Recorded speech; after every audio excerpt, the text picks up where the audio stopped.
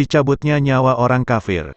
Imam Ibnu Qayyim al-Jauzi mengisahkan tentang proses seorang hamba yang kafir ketika nyawanya dicabut, hingga mendapatkan pertanyaan di dalam kubur.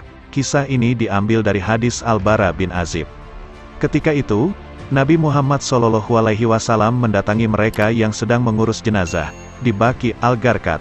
Baginda Rasulullah berkata, jika hamba itu menuju akhirat dan terputus dari dunia, maka para malaikat turun kepadanya dengan wajah menghitam. Malaikat itu membawa kain tenun yang kasar. Mereka duduk sejauh mata memandang. Malaikat pencabut nyawa datang hingga duduk di dekat kepalanya seraya berkata, "Hai jiwa yang kotor, keluarlah kepada kemurkaan Allah dan kemarahannya." Rohnya lantas keluar di badannya. Malaikat itu pun mencabut rohnya, sebagaimana dia mencabut besi tusuk dari kain wol yang basah. Jika malaikat pencabut nyawa sudah mengambil rohnya, malaikat lain tidak membiarkan roh itu ada di tangan malaikat pencabut nyawa sekejap mata pun, hingga mereka meletakkannya di atas kain itu. Kain itu mengeluarkan bau busuk seperti bau bangkai di bumi. Para malaikat membawanya naik. Mereka tidak melewati sekumpulan malaikat melainkan bertanya, "Apa bau yang busuk ini?"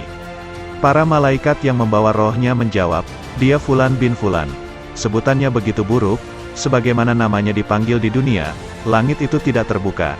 Ketika diminta untuk dibukakan baginya, Baginda Rasulullah pun membacakan ayat, "Sekali-kali tidak akan dibukakan bagi mereka pintu-pintu langit, dan tidak pula mereka masuk ke surga, hingga unta masuk ke lubang jarum." Quran Surat Al-A'raf ayat 40.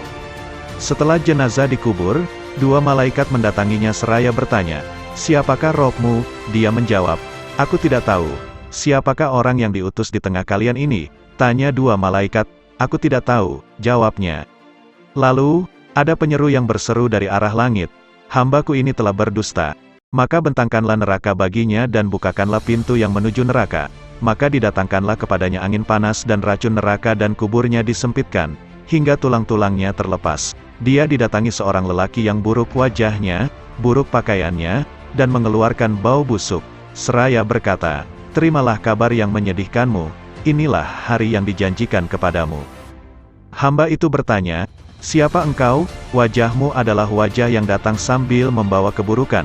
Orang yang datang menjawab, "Aku adalah amalmu yang buruk." Hamba itu berkata, "Ya Robi, janganlah engkau datangkan hari kiamat." Sumber, Al-Jawabul Al-Kafi.